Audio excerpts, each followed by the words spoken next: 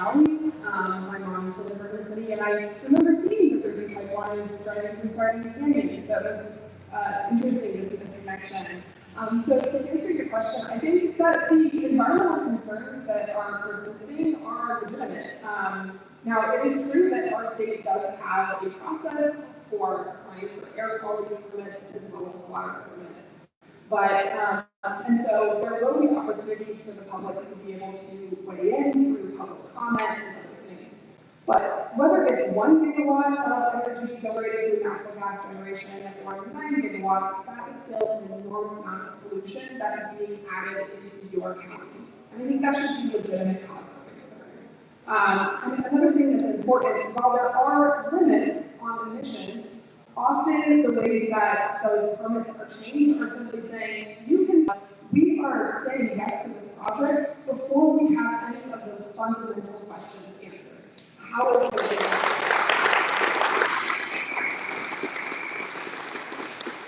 So while I am hopeful that there will be opportunities for the public to engage, and I'm optimistic because it's so interesting seeing, even in a few short weeks, the change in tone from our elected officials, I think because of your outrage and concern. I think another thing that's really important to remember is what they say in press releases and what they say in statute and in writing. Because there's been a lot of shifting narratives about how it will be generated, where it will come from, who is paying for it. And I think it's really important for us to make sure that these are commitments that don't mean that Box Elder County has to hold back when these things are not followed through on. Thank you.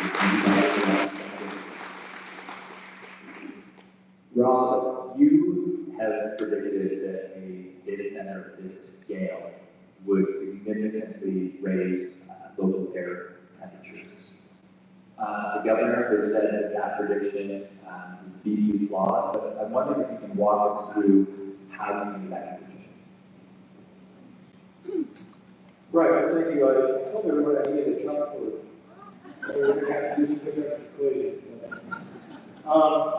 Einstein has a quote, everything should be as simple as possible, but not simpler. So I'm going to try to make this as short as possible, but not shorter. So I'm going to read the script. I'm going to try to walk you through this as clearly as I can. But my process was this. 3 weeks ago, maybe 4 weeks ago, a student of mine sent me an email asking about this project, saying, have you heard of this? And you tell me a little bit more. It seems like it's really big. And I hadn't heard of it. And so I looked it up. I have to say, I was essentially gobsmacked by the scale of what they were talking about. A 40,000 acre complex and a 9 gigawatt data center. I'm going to come back to that in just a second. But let me just walk you through the actual temperature calculations. So I estimated this is a huge amount of heat being up into the environment. So I wanted to estimate, this was the first thing that jumped at me. Wow, what is that going to do to the local temperatures? And I do have a background in atmospheric physics for interested in various values. So I came at this in a couple of different ways in physics. One of them, again, for the merits, is called the radiative approach. Another one is called convective advective approach. They use different physics. And the reason you want to do this is because, you get kind of converging answers from different directions. You start to have confidence that what you're doing is roughly right. And I'm doing essentially a back of the envelope calculation, a little bit better. And so these methods give me essentially the same answer, not identical, they're estimates of what really needs to happen. It's a full model. But the conclusion is this: dumping 18 gigawatts of, and I'm going to come back to that in a moment, of continuous waste heat into one confined valley will measure the brightest local temperatures across the Hampshire Valley and the surrounding area. During the day, fairly modestly, 3 or 4 or 5 degrees Fahrenheit. At night, there were quite a much more significant effect, something like 10 to 12 degrees Fahrenheit, across the entire valley. And this is important because that valley in the desert depends on the daily condensation cycle. At nighttime, things cool down, the ground cools off very quickly, radiatively, to produce an inversion in the atmosphere, and that traps heat down low near that you would emit, down near the valley surface. So a 10 to 12 degree Fahrenheit rise will essentially suppress, certainly has the likelihood of suppressing the daily condensation cycle, all that dew and frost that forms. And in this environment, this is a major source of moisture for the things that live in that valley. So this is really transformational, especially if you imagine it happening throughout the entire valley. And because it's a valley and the air is cracked, and we have experience with that here in Utah, we know that that's what happens. So this is a constant, massive heat source that never shuts off, doing that to the valley, not just for a day or a week or a year, but for decades on end, as proposed. So the government called my analysis to be flawed. I'll be honest with you, though, no one can show me a flaw. I've had conversations with quite a few people and emails, scientists asking me for my calculations. I've conferred with my colleagues here in the state who do this kind of work. We all seem to think that this analysis is pretty solid. So that said, and I mean this seriously, not sarcastically, if you have an analysis that reaches a different conclusion, I'm genuinely happy to see it. I'm always willing to be educated. But I have not. When I read his comments closely, though, as about water and temperature, it did seem like he was lumping stratas into this category of just general, typical data sets. And I need to be clear, my analysis is about the Stratus project, and this project is most definitely not typical, as Dan alluded to just a moment ago. So perhaps the government, literally, seriously, not sarcastically, is making an honest mistake here. And if it is, it's a mistake a lot of us are grappling with, which is just the sheer scale of this project. So I want to talk a little bit about the scale. So most common data centers in the country are a few million watts. We call that megawatts. Some of the, what they call big data centers are a few tens of millions of watts. The biggest data centers out there currently, that they call hyperscale, are a couple of 100 million watts. So this is megawatts. The Stratus project is 9 billion watts, and that's just a data center. If you throw in the power plant, we're talking 16 to 18 billion watts. That makes this project about 3,000 times larger than the average data center. And so when you're dealing with that kind of a scale, it is easy to kind of get your intuition mixed up, and perhaps that's what happened. I've not seen anything that suggests my analysis is flawed.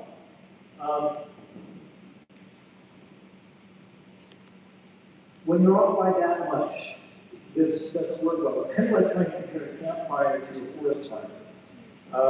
And you don't make them the same way, you certainly don't model them the same way, and you certainly don't expect forest fires effects to be remotely compared to a campfire. And that's the challenge here. That's why this thermal effect is so much bigger than a normal data center. This would be one of the largest single point heat sources on the entire planet. We're good. I used some analogies. The ones that seem to bring the most interest is 23 atomic bombs worth of energy being deposited in the Hazel Valley every single day for decades on end. And if you think that should have an effect, your intuition is confirmed. That will have an effect.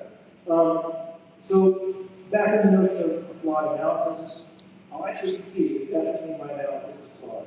It's back of the envelope calculation. It's kind of a fairly sophisticated back of the envelope calculation, but that's it.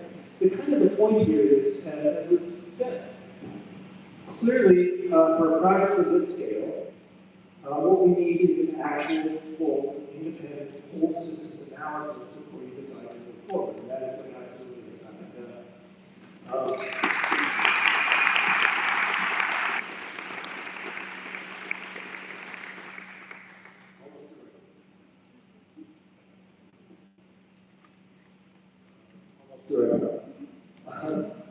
And I would say that one of the great things about Utah at our universities and throughout our tech sector, we have amazing experts here in Utah.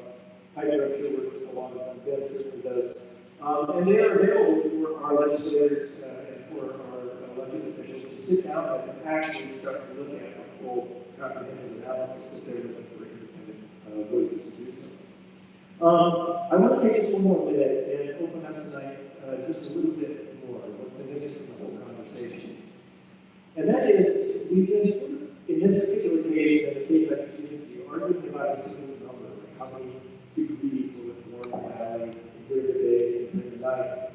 And that's, I would say, a symptom of the problem, as has been alluded to. We're doing arithmetic And it's important to arithmetic, but what we need to do is pattern recognition. And the pattern we've fallen into is to look at each project that comes along in the Great Salt Lake Basin and in Utah as a whole, one at a time, and ask what the economists call the marginal harm. The specific air pollution harm you would get from this project, the specific water harm, the specific, in this case, soil harm, ecological harm, human well-being harm, human health. What we need to ask is not just what is the harm, the damage of a particular project, but say a whole systems analysis of the whole basin and say how much damage can it actually absorb? How much damage has it absorbed? Is there any capacity left to absorb more damage? And I think many would argue in the case of the Great Salt Lake Basin, no. But if there is more capacity, is this the kind of thing we want to use it for? And you can apply that kind of a whole systems analysis, not just to this data center, because let's face it, even if this data center goes away, another one comes along.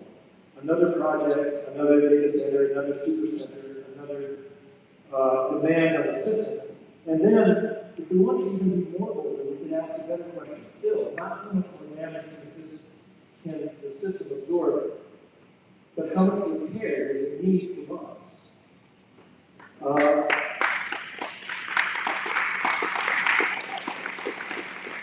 We've spent a lot of time talking about how much can we take from the Great Salt Lake, and now maybe it's time for us to start asking, what does it mean? So,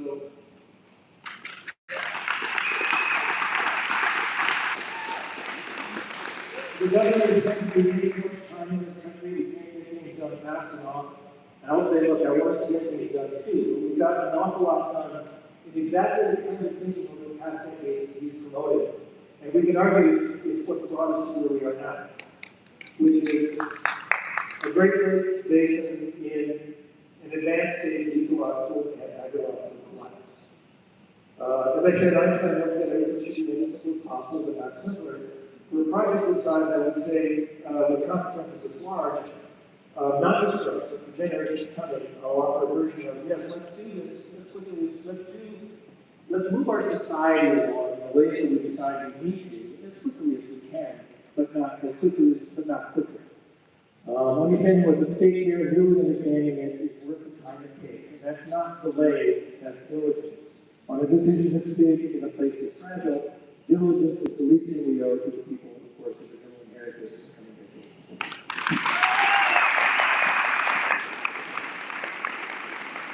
Thank you, Ryan. Before we turn it over to audience questions, I just wanted to ask one more question to Brenna. A lot of people have been pouring into comments online about, how can we get involved? There's a lot of questions about this referendum right now, whether or not it will move forward, how it will move forward. Can you talk to people a little bit about, how they can get involved in what you're trying to accomplish with this referendum? We just happen to have a table over here. If anybody wants to volunteer, you can go scan the QR code and sign up to come help us in any way that you possibly can. There's a spot for everybody, depending on what you want to do and what your skills are, and try to find a place for you. Right now, we're just in the waiting stage. Thursday, we should get an answer, and we'll know whether we're going out and gathering signatures next week, or if we're going to be involved in the lawsuit next week. So we'll just kind of need to hear which way that goes.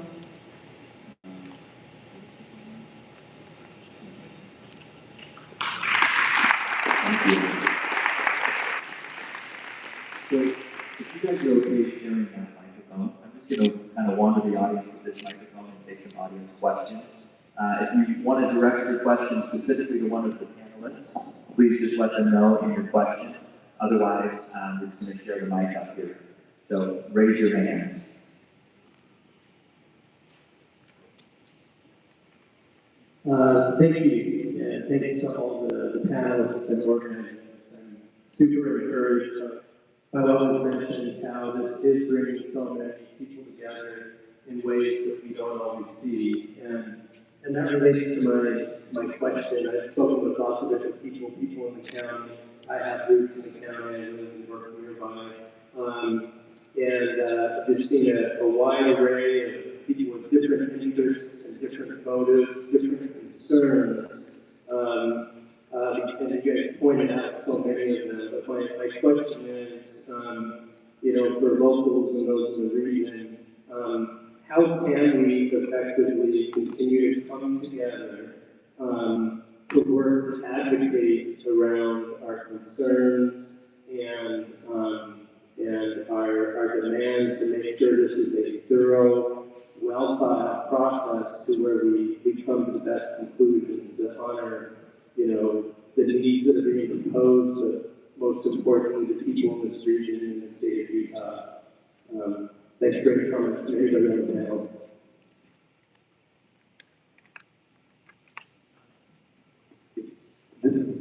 Let's see this. Oh, maybe not.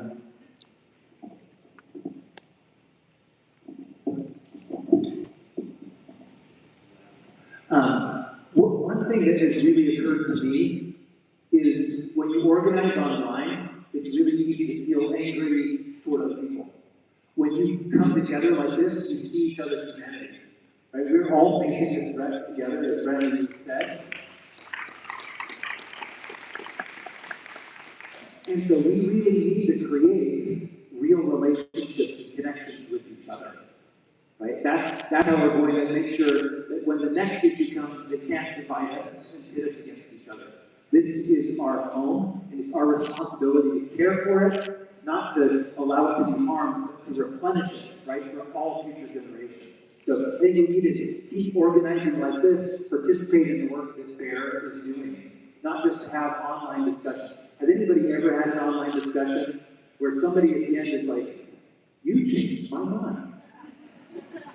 But that has never happened in the history of the world. On the other hand, when we come together, right, in a public forum like this, at church, at work, at the grocery store, that's where we realize we share so much in common.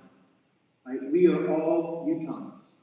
Whether we're new, we've only been here a few generations, or whether we've been here thousands of generations, this is our home. Right? So I really think we've got to move beyond the digital world and get back to reality where we're organizing in person.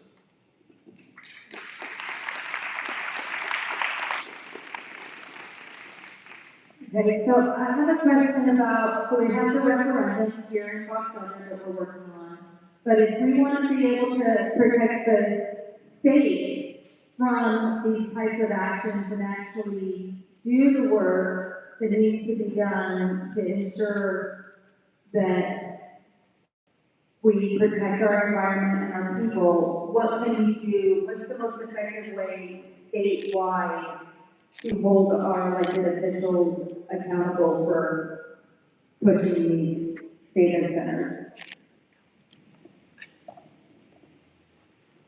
One of the things that we can do, the easiest thing we can all do is make sure we go out and vote. Make sure we know what the positions are that different candidates have, and if we have questions, make sure we're in the base asking them. The other thing we can do, and this is down the road, but as soon as it could get on the ballot would be 2030 or 2028, an initiative, so that we can get moratoriums like states like Ohio have gotten, where they have moratoriums against things like data centers.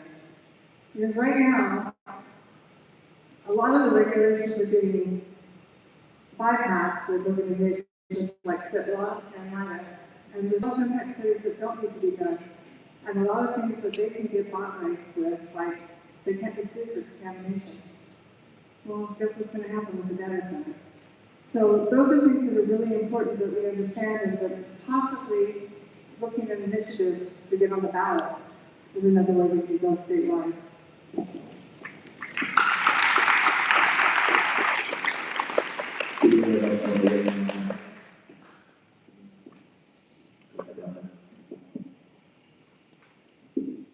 We can also not give up hope. I'm not super proud of this, but the night of the vote, I wasn't here because I was home on my couch in tears. It felt like grief. And I did not have a lot of hope in that moment. And there were other people who stood up and said, there's a possibility we can do something about this. And people have come together, and this is what hope looks like.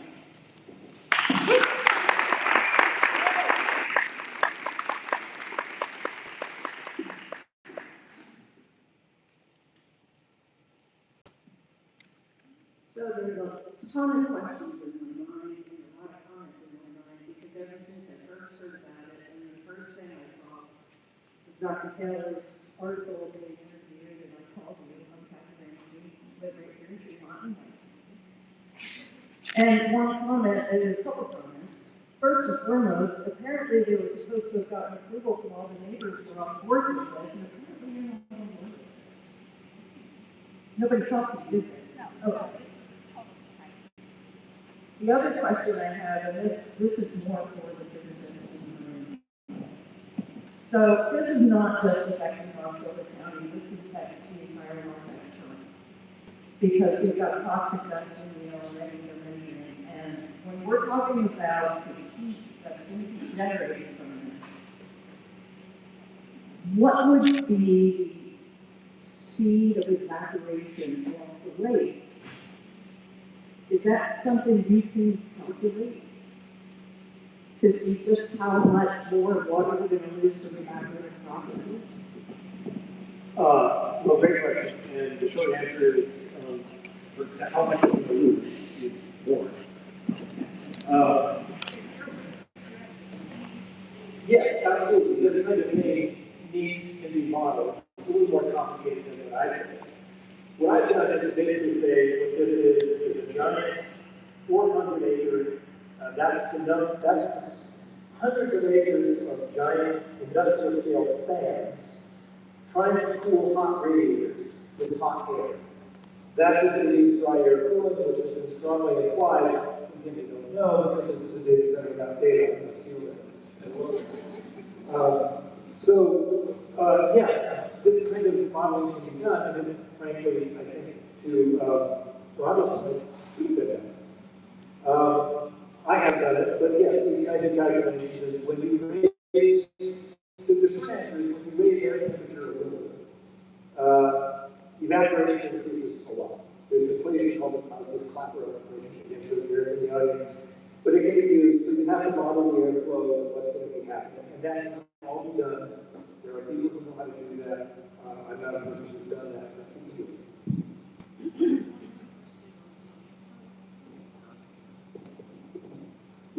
I just wanted to respond to the earlier question and Rob's point. So he gets criticized for doing this analysis.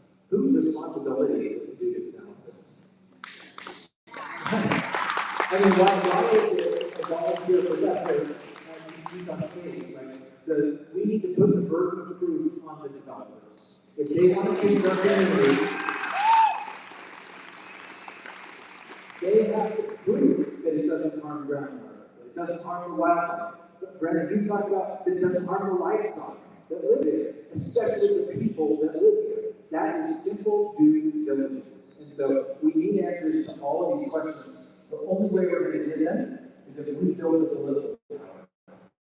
Right? And so that's why the most important thing we can do, connect with care. Right? When the most important thing we can do as individuals is not act individually. We've got to act together so we can get answers to all of these questions. Because as you said, there are hundreds, thousands of questions that we need clear, rigorous answers.